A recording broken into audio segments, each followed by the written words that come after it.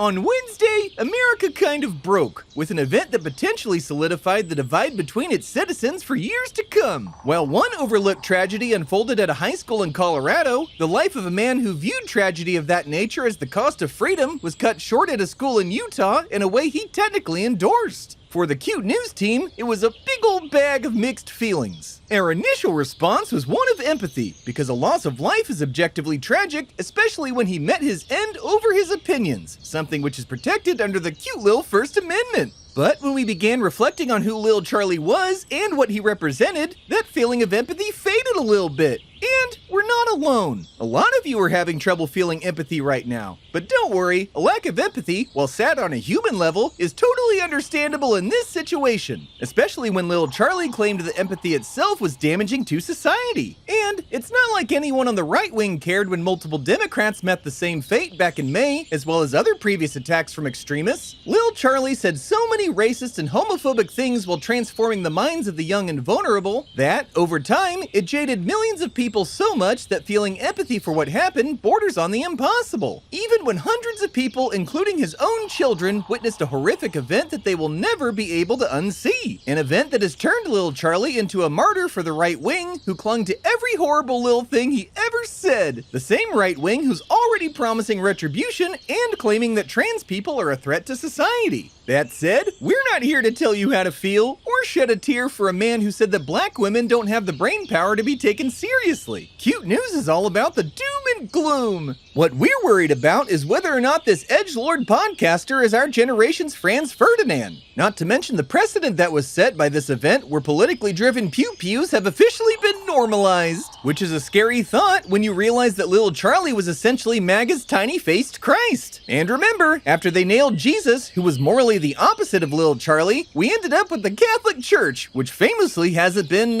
great. So, may the old and new gods help us with what might come next. Because if there's one constant in the United States, it's the fact that MAGA has been known to be, well, what's the politically correct word for unhinged? Anyway, just stay safe out there, friends, and do your best to live a life of love and empathy for others. It's what Lil Charlie would have hated.